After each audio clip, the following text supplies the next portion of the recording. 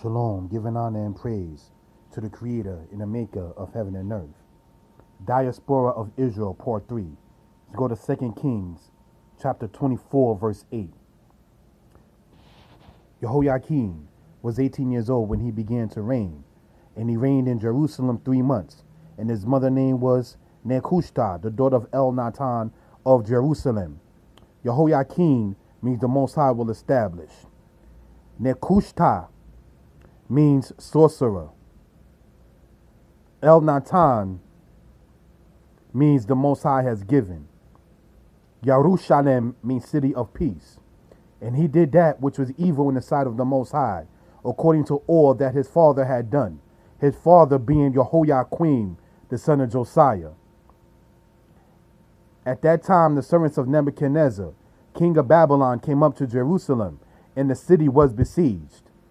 Nebuchadnezzar was the son of Nabopolassar, a Chaldean person who was ruling in Babylon's 11th dynasty. And Nebuchadnezzar, king of Babylon, came up unto the city while his servants were besieging it.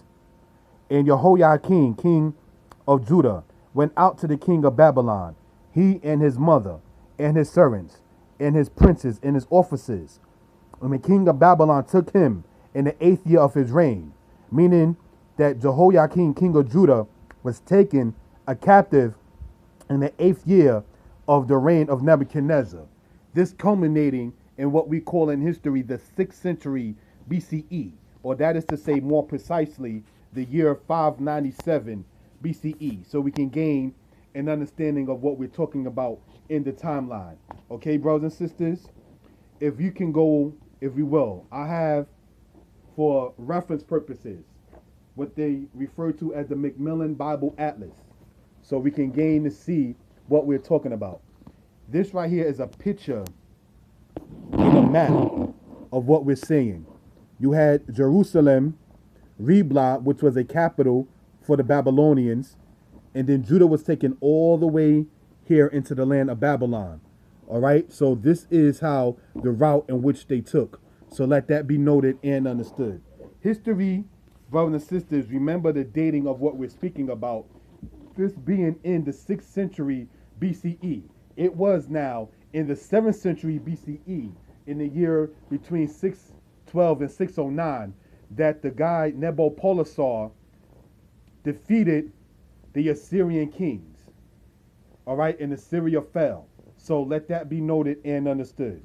All right, now I want to sit there and go on, brothers and sisters, to the next reference, if you will, concerning this matter. I have a book here, okay? This is entitled The Greatness That Was Babylon. Okay, now we're going to sit there and see what this particular book actually says on page 144. All right, here is what we read concerning a particular matter with Nebuchadnezzar and the Hebrews. Okay, and it says the following. Curiously enough, there is a direct reference to Jehoiakim in some cuneiform tablets found at Babylon and datable to the reign of Nebuchadnezzar. These tablets are a list of ration issues, and a relevant part of one of them reads, for Yahukinah, king of the land of Yahudu, for the 5 sons of the king of the land of Yahudu, and for the 8 Yahudians, each half siller of corn. Philologically, Yahukinu of Yahudu is unmistakably the name which our Bible translators render Jehoiakim of Judah. So I wanted to sit there and have that particular portion to be read so we can gain an understanding of what we're talking about. All right? Now I'd like to sit there and go on in this particular point to keep emphasizing that Babylon was just coming up as a kingdom, and not too long after that, you see the tribe of Judah taken into captivity, or that is to say the southern kingdom of Judah taken into captivity. Let's go, if you will, brothers and sisters, to the book of Jeremiah, chapter 1, verse 1, so we can gain an understanding concerning this kind of matter. And we read as follows. The words of Jeremiah, the son of Hilkiah, of the priests that were in Anatot, in the land of Benjamin, to whom the word of Yah came in the days of Josiah, the son of Ammon, king of Yahudah, in the 13th year of his reign. It came also in the days of Jehoiakim, the son of Josiah, king of Judah, unto the end of the 11th year of Zedekiah, the son of Josiah, king of Judah, unto the carrying away of Jerusalem captive in the 5th month. So what's going on right here is you have it to where Jeremiah began to prophesy in the timeline basically being 626 or 627 BCE, all the way until and including the time of 586 BCE when Jerusalem was captured by the Babylonians, and then even after that, because you read about the situation of Gedaliah, who was set up as the basic Hebrew puppet by the Babylonians to rule as a governor. So that's also recorded within the scriptures in the book of Jeremiah. So that right there is important to let it be noted and understood. The time frame we're speaking of culminates into the era of what we're talking about with King Jehoiakim being taken as a captive to the Babylonian Empire. Okay? I'd like to now go to Jeremiah chapter 1:15, and it says the following. For lo, I will call all the families of the kingdoms of the north, saith the Most High, and they shall come, and they shall set every man his throne at the entrance of the gates of Jerusalem, and against all the walls thereof round about, and against all the cities of Judah. See, the Bible doesn't give you a romanticized story. It tells you the exact purpose of what happened, why it happened, and who it happened to. Let's move on and explain that. And I will utter my judgments against them, touching all their wickedness, and that they have forsaken me, and have offered unto other gods, and worshiped the work of their own hands. So let that be noted and understood. It was against the culture of the children of Israel to be making their own particular gods. You understand? So therefore, that's how you know when the Egyptian god or goddess was made by the Israelites in the wilderness, called the golden calf, or the Egel in the Hebrew, which was basically symbolic of the Egyptian god Hathor, or Sekhmet, or Apis, or whatever that thing is called. Moses had it destroyed. So that just lets you know exactly how the people felt about idolatry. You understand? So let that be noted and understood. I like to sit there, brothers and sisters, and if we will, go into the book of Jeremiah, chapter 50, verse 33. So that way we can gain a biblical/historical stance of what we are talking about the diaspora of Israel, namely in this case being the southern kingdom. Jeremiah chapter 50, verse 33, and it reads as follows. All right? It says, thus saith the Most High of hosts, the children of Israel and the children of Judah were oppressed together, and all that took them captives hold them fast. They refused to let them go. So this right here lets it be noted and understood that Israel and Judah alike were both held as captives. So now let's go in that light in Jeremiah chapter 50, verse 17. And here is what we read, and it says as follows. Israel is a scattered sheep. The lions have driven him away. First, the king of Assyria devoured him, and last, this Nebuchadnezzar, king of Babylon, had broken his bones. So I just want to sit there and read this verse again in light of what we're about to be shown. It says what? Israel is a scattered sheep. The lions have driven him away. First, the king of Assyria hath devoured him. At last, as Nebuchadnezzar, king of Babylon, had broken his bones.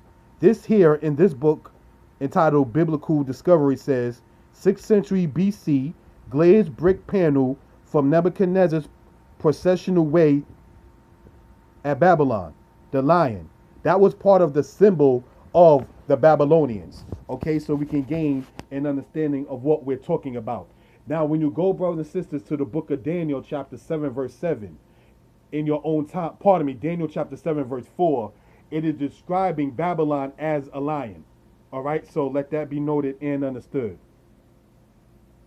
Let's go on, brothers and sisters. I like to go to conclude this particular subject.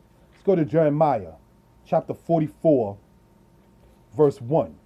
And this is getting into this subject because we are going to be talking about the diaspora of the southern kingdom of Judah, biblical style. The word that came to Jeremiah concerning all the Jews, the word Jew here is Yahudim, meaning the Judites, concerning all the Jews that dwelt in the land of Egypt, that dwelt at Migdol, northern Egypt, and at Tachpanches, called Daphne by the Greeks, and at Noph, which is Memphis, which the ancient Egyptians referred to as Menopher, and in the country of Patros, Patros being by the southern part of the first cataract of the Nile, called Geb by the ancient Egyptians, and Elephantine in south by the other peoples, saying, Thus saith the Lord of hosts, the God of Israel, ye have seen all the evil that I have brought upon Jerusalem and upon all the cities of Yehudah, and behold, this day they are a desolation, and no man dwelleth therein. See, in the scriptures, you don't get, as stated, a romanticized version of what's going on. See, when you read, not to keep on trying to hop on the quote-unquote Kemet stuff, when you read about the record of what happened with Manetho and the Hyksos, oh, we don't know why this thing happened. The Most High God didn't leave his prophets to sit there and just leave the people wondering. No, it happened, and the drama came to you because you brought the law, statutes, and commandments of the Most High. So let that be noted and understood. All right? Now, this right here speaks about the Israelites of the southern kingdom of Judah that was in the land of Egypt. I have, brothers and sisters, for external references and external purposes, if we will.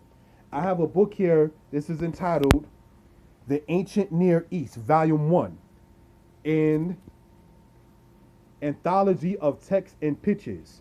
And in this particular book right here, brothers and sisters, I want to go to page 278 and read about a particular thing to get into an external source about the scattering of the southern kingdom of Judah in the land of Egypt, if we will. And this, brothers and sisters, is dated to, as we are going to go on, the 5th century AD. It says, Letter of the Jews and Elephantine, the Passover Papyrus, to my brethren, Yedoniah and his colleagues, the Jewish garrison, your brother Canania, the welfare of my brothers may God seek at all times. Now this year, in the 5th year of King Darius, word was sent from the king to Arsames, saying, Authorize a festival of unleavened bread for the Jewish garrison. So do you count 14 days from the month of Nisan and observe the Passover.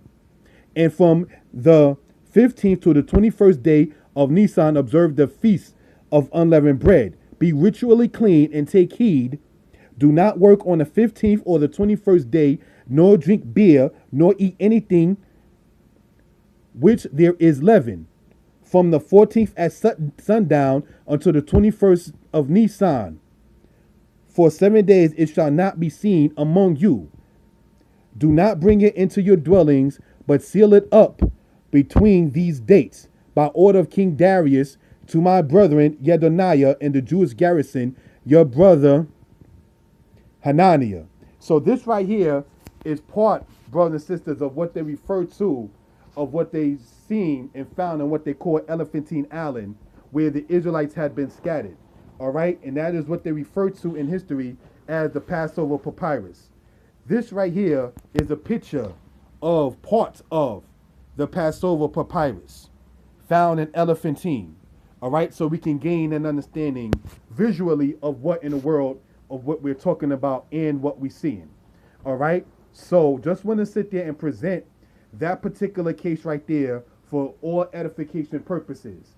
Basically, to conclude this particular part, Judah, the southern kingdom, was in Babylon, and as we went over in part 2, was also in Assyria. When Assyria fell, obviously the Israelites that was in the Assyrian captivity, to a great extent, went to the Babylonian captivity.